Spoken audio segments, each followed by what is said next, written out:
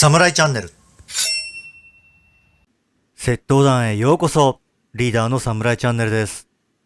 今回はエンジンの初始動を行ったんですけど、その時にね、まさかのバッテリー電圧低下ということで、バッテリー交換を行うことにします。まずキーをね、運転にすると、カチカチっといってね、電気系統がつながる音がします。エンジンがかかったらチョークは戻します。エンジンはね、原曲かかって一安心なんですけど、この時ね、バッテリーランプが点滅してたんですよね。このバッテリーの警告灯は、バッテリーがね、弱った時に点滅して、完全にね、ダメになってしまうとランプがつきっぱなしになるっていうね、警告灯なんですよね。ただエンジンがかかって、警告灯が消えれば OK ですので、そのまま作業を進めていきます。前照灯もね、しっかり明るくついてますね。この辺はね、大きな発電機がね、ハイブリッドモデルは入ってますので、エンジンがかかってしまえばね、OK ですね。そして最近ね、この前照灯を LED に変えられる方もいますけれども、私はね、あれ LED ってね、雪がね、積もってしまうんですよね。それですので、安全な窃盗行為をするためにも、私はこのハロゲンタイプを使用しています。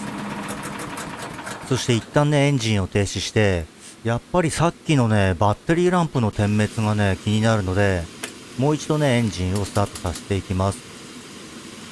やっぱりバッテリーランプが点滅してますね。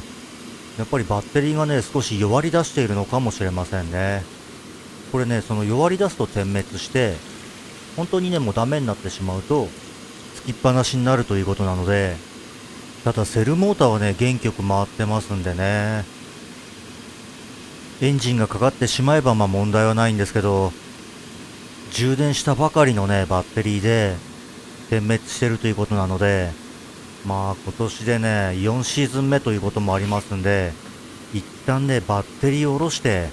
バッテリー液の確認や電圧のね、測定を行ってみたいと思います。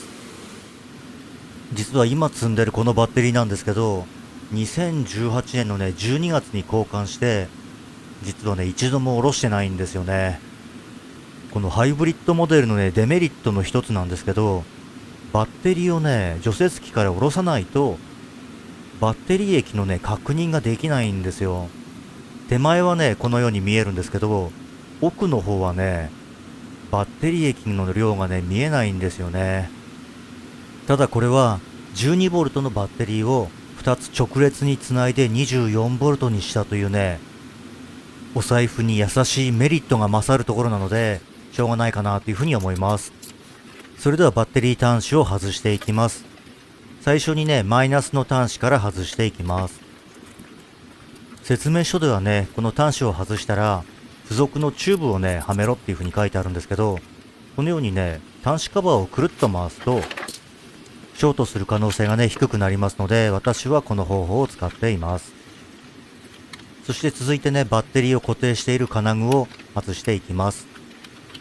10ミリのスパナでショートさせないように外していきます。このトネのね、クイックスパナはね、抜いたり刺したりをね、しなくていいので、非常にね、便利なスパナとなっています。この固定金具は、ある程度ね、このナットを緩めてあげれば、下側はね、ただ引っかかってるだけですんで、簡単に取り外すことができます。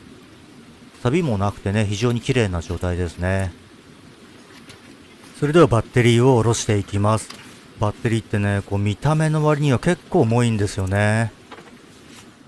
バッテリー液はほとんどね、減ってなかったですね。それでは電圧の方を測っていきます。一般的にね、12.5V がね、一つのラインと言われてますんで、それを下回ってればね、交換したいかなというふうに思っています。このテスターもですね、もう20年くらい前ですかね、購入したのは。電圧が 12.41V ですね。もう一つの方も 12.41V。やっぱりバッテリーランプの点滅はね、12.5V を切ったせいかもしれませんね。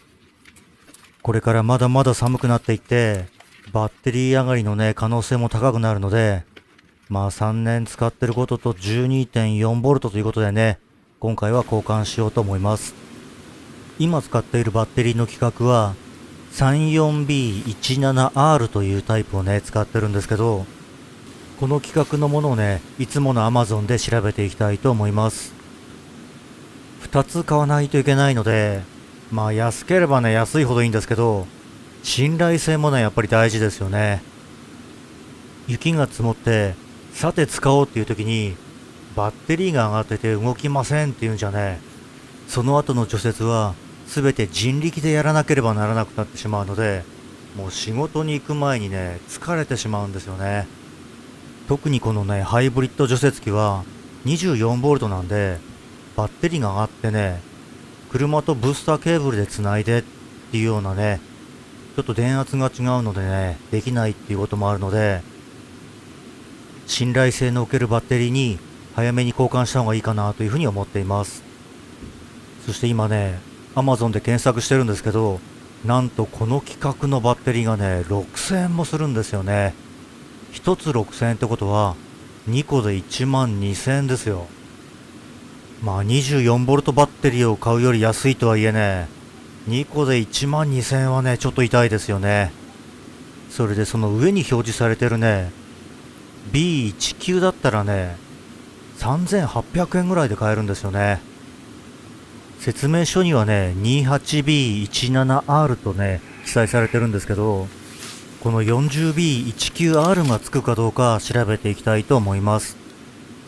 同じ B タイプなんで、高さと奥行きはね、同じんですけど、この横幅がね、2センチぐらい違うんですよね。それですので、搭載位置に2センチのね、スペースがあるかどうか、こちらの方ね、調べていきたいと思います。奥まっていて少し暗いのでね、今ライトで照らしてるんですけど、見ていたらね、下になんかね、お皿みたいなやつがね、ちゃんとついてるんですよね。いや、こんなね、お皿がついてるとは知りませんでしたね。しかもただね、こう置いてあるだけの仕様になっていて、一部ね、ちょっと擦れてね、錆びてるところもあるので、後でね、錆び止めの処理をしておきたいと思います。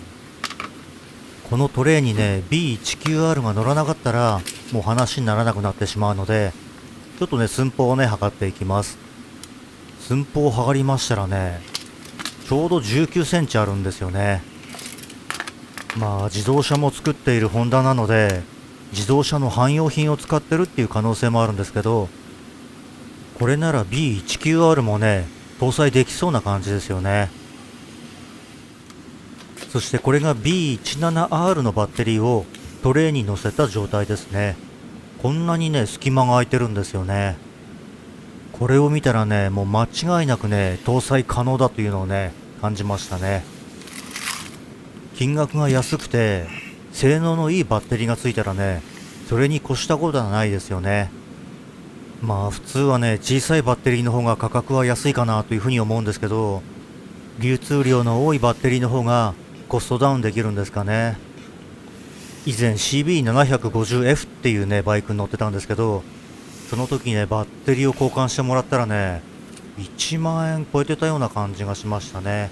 まあ、工賃もね、入ってたと思うんですけど、こんな小さいバッテリーがね、こんなにするのかとね、非常に驚いたのをね、思い出しましたね。